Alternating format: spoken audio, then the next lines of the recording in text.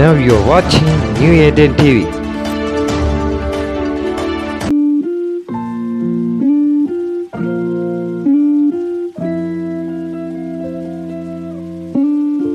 எனக்கு அன்பான சகோதர சகோதரிகளே, ஆண்டவராகிய இயேசு கிறிஸ்து நாமத்தில் உங்கள் அனைவரும் வாழ்த்தி வரவேற்கிறேன். இன்றைக்கான தினவசனம் ஆதியாகமம் 41ஆம் அதிகாரம் 38ஆம் வசனம்.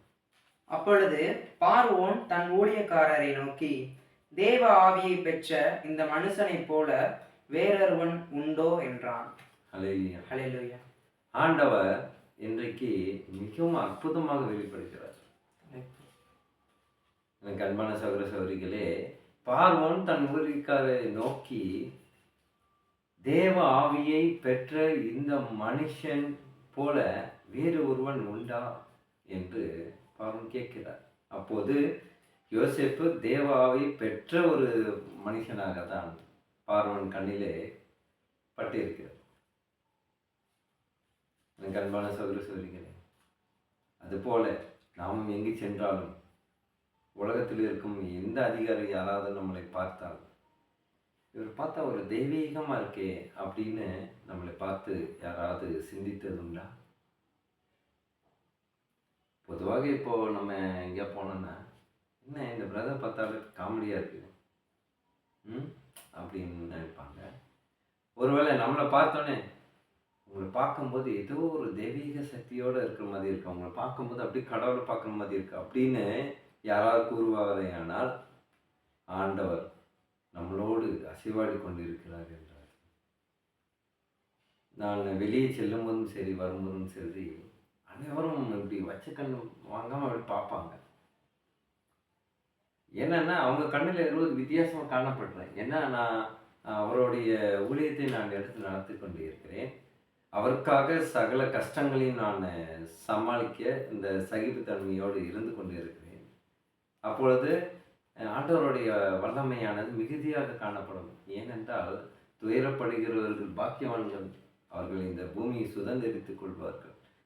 சாந்த குணமுடையவர்கள் பாக்கியவான்கள், அவர்களுக்கு பரலோக ராஜ்யம் சமீபமாக இருக்கிறது என்றெல்லாம் நாம் சிந்தித்திருப்போம்.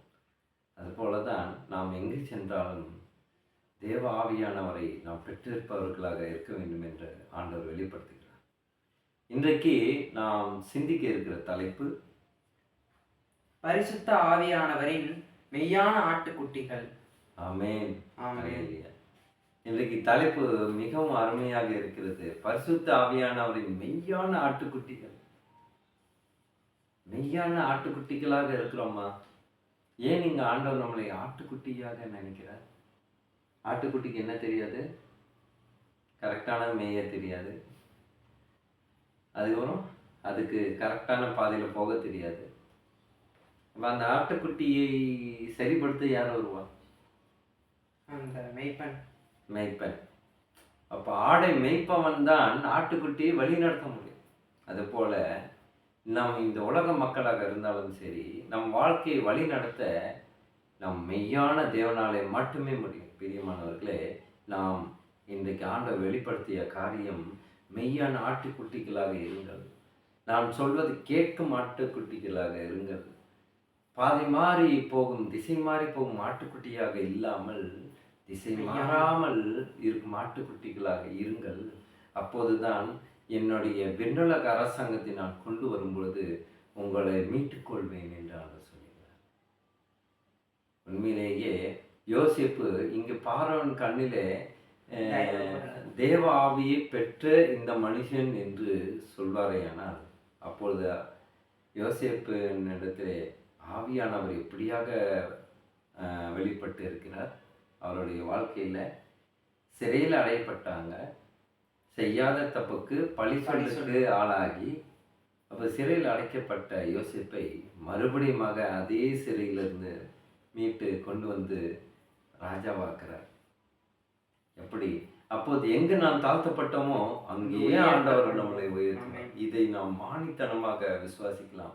இதில் எந்த ஒரு மாற்று கருத்தும் வராது. எந்த ஒரு என்ன சொல்றது, மிஸ்ஸே ஆகாது. அப்போ எங்க நாம் அசிங்கப்படுகிறோம்? இன்றைக்கு நாம் வேலை ஸ்தலத்திலே அசிங்கப்பட்டு இருக்கலாம், ஊழியத்திலே நாம் அசிங்கப்பட்டு இருக்கலாம், நாம் எங்கு சென்றாலுமே கூட நம்ம சக ஆண்டவர் நேசிக்கும் சகோதர சகோதரிகளிடத்திலே நாம் அவமானப்பட்டு இருக்கலாம். ஆனால் ஆண்டவர் சொல்லுகிறார், கலங்காதே மகனே, கலங்காதே மகளே, நான் உன்னை அதே இடத்திலேயே உன்னை நான் உயர்த்துவேன் என்று. எனக்கு பிரியமானவர்களே, இப்பேற்பட்ட ஒரு வல்லமையை இன்றைக்கு ஆண்டவர் வெளிப்படுத்தியிருக்கிறார். உங்கள் வாழ்வில் பரிசுத்த ஆவியான மிகுதியான வல்லமைகளும் சூழ்ந்து உங்கள் குடும்பங்களையும் உங்களை தலைமுறை தலைமுறையாக அவர் ஆசீர்வதிப்பார். அதற்காக இந்த ஆசீர்வாதத்தை நாம் தொடர்ந்து தலைமுறைகளுக்கு இட்டு செல்ல வேண்டும் என்றால் நாம் விசுவாசத்தில் வேரூன்றி இருக்க வேண்டும் என்று நாம் ஜெபிப்போமா? ஸ்தோத்திரம் கர்த்தாவே, துதிக்கிறோம் எங்கள் அன்பு நேசரே. அப்பா, உமது பரிசுத்த வல்லமை மூலியமாக இன்றைக்கு அருமையான ஒரு பாடத்தை நீர் எங்களுக்கு கற்றுத்தந்திருக்கிறீர். தேவ ஆவியை அக்னியை பெற்று இருக்கிறவர்கள் எப்பொழுதும் அவர்கள் தளர்வடைய மாட்டார்கள், எப்பொழுதும் பாவப்பிடியில் சிக்கிக்கொண்டு தவிக்க மாட்டார்கள் என்று நீர் வெளிப்படுத்தின காரியத்துக்காக நன்றி தகப்பனே.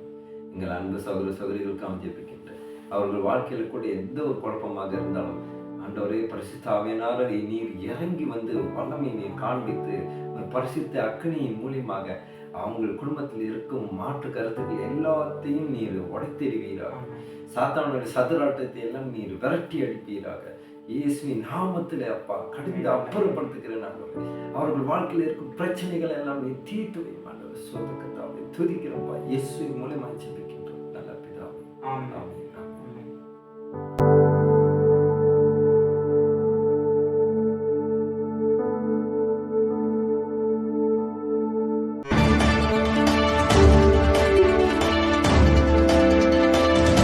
Now you're watching New Eden TV.